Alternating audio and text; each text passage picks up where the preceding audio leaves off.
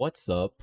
Welcome to my video. I was discussing it a lot with friends recently, and I wanted to put my thoughts out into the world about what races and classes, but I'll do classes in a separate video, that I'm hoping for the Riot MMO.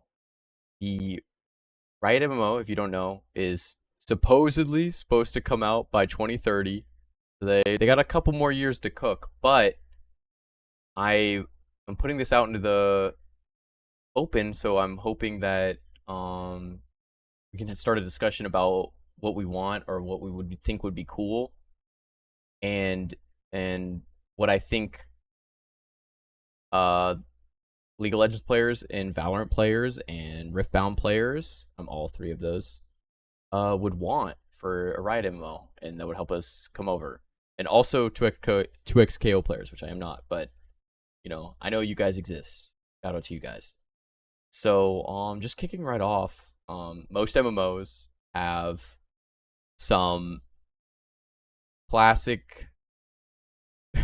Most MMOs have human, which is the classic self-insert. And I'm actually gonna. Oh no, I'm not gonna zoom in. Can't do that apparently. Most MMOs have human. Whoa, have the classic human, and this is the ultimate self-insert character. And of course, I mean, this is like bare bones minimum. This is obviously going to be the people like playing as a fantastical version of themselves with superhuman powers and certain things. So, I mean, I just put a couple examples: Caitlyn, Jace, Jinx, and Echo, all from Arcane. They're all humans, and they all good examples of different classes too. But we'll get into that later. I think this is obviously bare bones and bottom of the barrel. If the game doesn't have humans, it people are going to be upset. Everything I have here in green, I think people will be upset if the game doesn't have. But I also put starting locations because in things like World of Warcraft, different races had different starting locations, which sometimes made it difficult to like start with your friends, but otherwise was a cool touch that kind of like made you feel a little bit more like tied to the race that you chose for your character. So I think humans are found all over the place, but I wanted to list some unique locations that I think would be unique to humans, that are mostly humans, so that would be like a spawn point only, that only humans could have. And I put Demacia, Noxus, Freljord. Freljord might not be as exclusive because there are the trolls there, but I don't know if we'll get trolls. I'll get into that. But Demacia and Noxus, the Order and Chaos two locations, I think those would be two great starting locations for humans. And you can just choose one if you want more Order, or choose the other if you want to be like a barbarian or want to be fighting always. And maybe they'll have similar tutorial island situations, but maybe the starting location will be based more on class, or you can just pick so that you and your friends can start in the same place. Then I also put Freljord, Ionia, Shurima, and Piltover and Zon, all known for having humans, but those are also known for having other things. And then the other races, the second race that I think is that the game needs to have this, or people are going to be upset. If anything, I think I'll be upset if this doesn't have it. The Vastaya, or the Vastayan. The half human, half animals, which is just human with a little bit of flavor. Examples from League of Legends: Set, Nico, Zyra, Khan. It's just a human, but you throw on a little pizzazz, a little cat ear, a little bird feather, a little lizard tail, And I think so. I have the sub races here: cat, dog, bird, lizard. Just a little bit of pizzazz. Oh, bunny, that's a huge one. That's with Aurora. I mean, come on, Final Fantasy 14 has the bunny people. It's something else in Final Fantasy 14, but you know what I'm saying. And I think their unique starting location would be Ishtal or Ionia. Both those, and I think Ionia is not as exclusive, but Ishtal is like the overgrown jungle. That would be a little bit more like Rengar core or Nico. Forgive me if I'm butchering where certain people are from, but I'm pretty sure those would be the two. That would be the major place for if you wanted to only be with Vestians in your spawn point. But you would also have the option of spawning an Ionia or Shurima, just in case your friend wants to play a human, you want to play Vestia, but you do want to start together to like see each other in the world while you're doing the little like tutorial island. I think that would be a great compromise. But you can't start in Demacia or Noxus if you're Vestia because those places are a little bit more purist, shall we say. But that's just not where those kinds of people are from. And then the third one that I think is super expected. This one's probably expected more than even Vestia, but less than human, is Yordle, which is, you know, classic Teemo, Heimerdinger, Tristana, Lulu, the little short people. Every MMO has these. In World of Warcraft, it's the gnomes. In Final Fantasy, it's the they do have short people, but I do forget the names of them because well, it's not my cup of tea, but I did want to get a little bit more into it. I do think Yordles are going to be in the game base, but I don't want them all to just look like Tristana or Lulu, where like they're kind of just like short humanoids. They need to give us an option for fluffy or not fluffy, or furry or not furry. Because what if you want to be more like Teemo than Tristana? A fluffy Yordle is the way to go. Think that's Rumble, Teemo, another one. Kled. These are all fluffy Yordles, and I think they're cool. I also, if I was ever gonna play a Yordle, I would want to play a Yordle that looks like Vhagar. But Vagar's backstory is he's kind of like corrupted, so he's like the only evil Yordle, so that's kind of why he has that black mage look. But if you can be a Yordle that's just like darkness but with two glowing eyes, that would be amazing too. And obviously their starting location would be Bandle City. This would be a Yordle exclusive starting location, and I think you make the Yordles half to spawn in Bandle City because that's where they're all from, and then they kind of travel the world, so that would make sense. But if they're all from Bandle City, you can have a little bit more tribalism. Anybody who picks a Yordle is going to be proud to be a Yordle because they're the only people that can maybe go to Bandle City or see Bandle City, even if it's just a town with a couple specific trainers, or not even trainers, but like shops, and maybe base there can only have Yordles. It would be super cool. Be super exclusivity. Maybe convince some people who are like, I don't want to be short, to maybe play a Yordle because they get a little bit of exclusive stuff. But I am arguing that all of them should have exclusive. Okay, and then next, I want to go into my maybes. These are ones that I think would be cool to have in the game, but I'm not sure that they would kick off with it, or maybe they'd be later down the line, or maybe not at all, just because maybe they think their starting location is better suited for bad guys, such as Void Touched, the Kassadin, Malzahar, Kaisa, which are kind of like humans. And in fact, I looked into the background. Kassadin, Malzahar are Shurimans that just went to the Void and then got Void Touched or had supernatural powers from living so close to the Void, because the access to the Void area is near Shurima. So maybe they want this more as like a, I don't know, a bad guy area or raid area, something like that. So I could totally see that. But say they want people to fight like Baron, Cho'Gath, Rek'Sai, all those kinds of monsters, I kind of figure they're gonna want to keep all of the player characters to like bipedal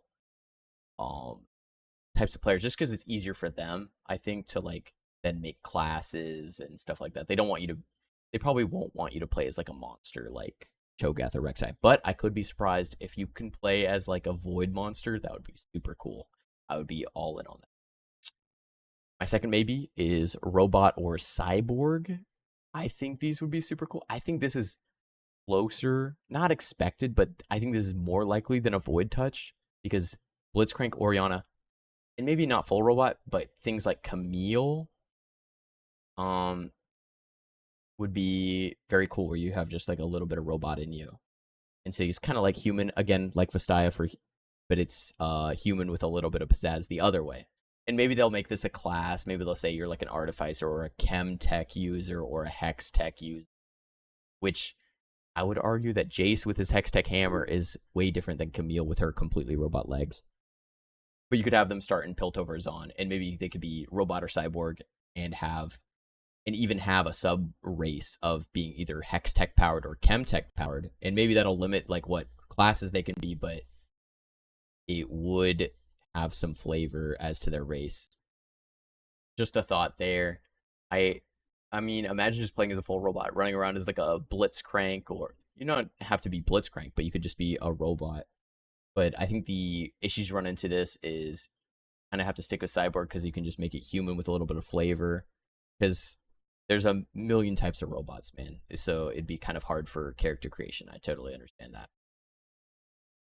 And then my third maybe is trolls. There's a troll tribe in Freljord, and their exclusive starting location could be Freljord. I really like this one. This is like the classic orc or giant in your MMO or fantasy realms. And if you could just start in Freljord and trolls, they're kind of dumb, but they're really strong. I I think people like playing a huge dumb person that just does a lot of damage early on or is bigger than other people, makes for a great tank, you take up space. I think they'll do this. It's just a step further than Vastaya, and it is bipedal though. So that's why I have it a maybe. It's humanoid enough, and people like playing as characters that are kind of tall or strong. So I think it's a maybe, but I think, and maybe I'm wrong because I think they won't pick things because they think they won't be popular. Because why put all that work into like a character creation for a troll if nobody's gonna pick it? But it would be a cool like niche and a way to guarantee you start in Freljord. But again, I think humans should be able to start in Freljord too.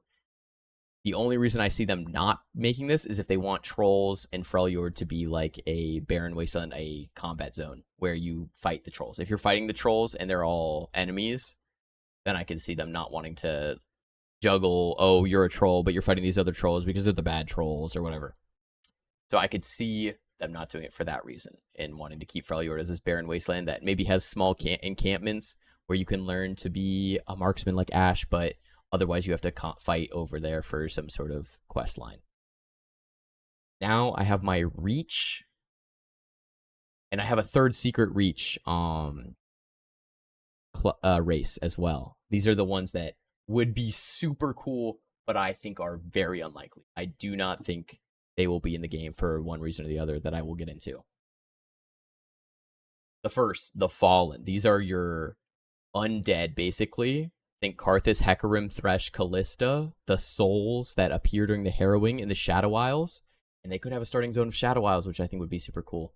But I think the main reason they won't add this to the game is because I think they want these to be raid bosses. Hecarim, Thresh, Callista, Karthus, Viego. I think Viego is like the perfect example of a kind of character you could make that's like got deathly powers, it's corrupted and kind of evil.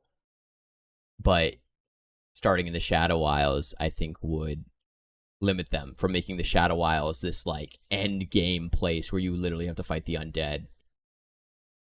I think they would want to keep the Shadow Isles for a huge combat area, huge raid bosses and all that, and that's for that reason I don't think they'll let us play as like the undead, the fallen.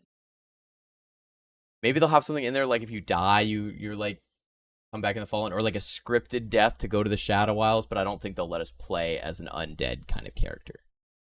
But I would really wish they would. That would be cool. Think about it. Riot, listen.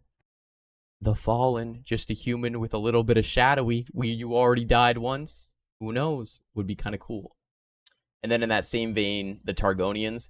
These are the ones that are like aspects. They're like, were once human, but they've been touched by Mount Targon, so they're gods. Zoe, a million years old. Pantheon, like the aspect of war. Tarek, the climbed up the mountain and then became the aspect of, I don't know, good looking supports. And then Aurelian Soul, who's literally like a solar system dragon. So he's probably a raid boss, but like they probably won't want players to be godlike, or they would maybe feel bad about starting you as like something that's supposed to be a god, but you're level 1 would feel weird. I understand that. And they'd probably want Mount Targon for specific raid bosses like fighting Pantheon Tarek or Aurelian Soul or Zoe. So I understand that. And then my third secret reach would be the basically elementals. And I don't know what they're called in Riot. I could probably, or not in Riot, in League of Legends. but think blue buff, brambleback, um, that guy they added to TFT that's a big rock. But you could also think like sand elemental or water elemental or ice elemental. These are in everything, but an elemental control thing that definitely exists in the world, but I think it would be too far outside the bipedal like humanoid playthrough that they would have to mess with it. They'd probably just make you a human with some like elemental powers, and that feels almost more like a class. It feels more like a mage. You can just tackle that in the class section instead of making it a whole race and kind of making it awkward. And where do you spawn them? Ishtal. Yeah, so I get that, but that would be cool. That would be cool. Imagine being something like blue buff, like almost think a lot of the little legends are kind of like this, although a lot of them are closer to Messiah.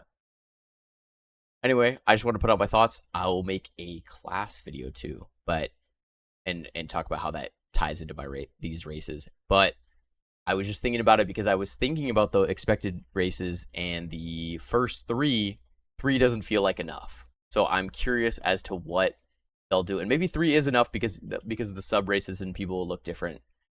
But otherwise, I think they might need to branch out a little bit. Thanks for listening to me yap. And then I will talk about classes after I edit this one up. Thanks for watching. Leave a like if you liked this thought process. Leave a comment if you think I missed something or want to talk about how I'm wrong about something, or just like an alternative route. Not wrong, but like an alternative way. Maybe the starting locations are off. What do you think?